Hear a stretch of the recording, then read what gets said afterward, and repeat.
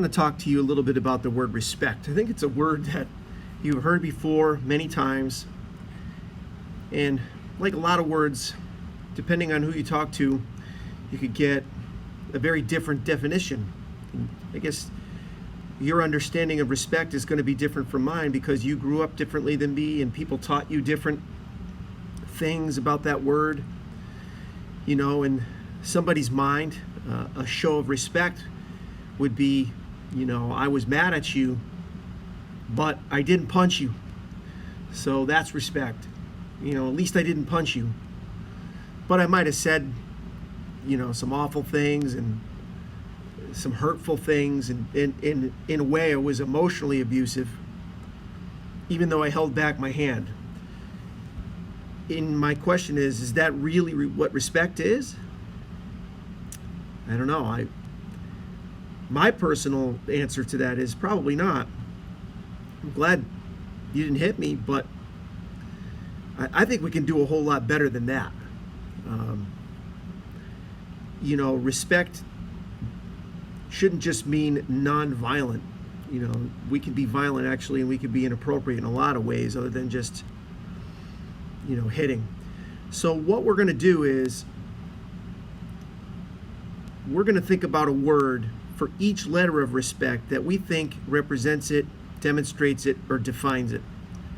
So for example, when I look at the letter R, you know, something that comes to mind right away is the word responsible. You know, if you're respectful, you're responsible for your duties, your part on the team or in the classroom. You know, if your job is to fill the water bucket, you know, and it's a hot day and it's 85 and you guys got practice and you forget to fill it up, you know, you kind of dropped the ball. You didn't help the team. You weren't responsible. You know, just like when you guys have a high school job or when you have a career later on in life, it's one of the biggest roles of being an employee is being responsible enough to show up on time, and show up on time ready to work. Okay? And then for the E, just give you one more example. I'm thinking about enthusiasm. You know, if you're respectful, you're also enthusiastic. You're excited. You know, you could even put excited for that one. You want to be there. You're happy to be there. You want to contribute. You're having fun with it. You're making the best of the situation, whether that means you're at school and maybe you're in a boring class. At least it might be the subject matter is boring, or you just, you know, it doesn't interest you. But if you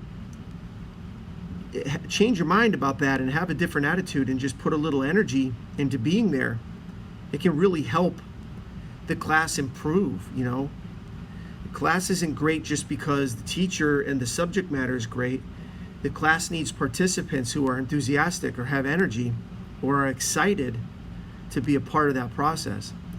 So I'm going to let you guys finish it. Or in fact, come up with a different one for R and E. I gave you some examples, but there's going to be a sheet in Teams in the class materials for you to edit, and just simply put down your word and then write a one-sentence description. You know, I went a little longer. I explained my word out loud, but I want you to write next to the word why you chose that as a demonstrator or as a additional definition to the word respect.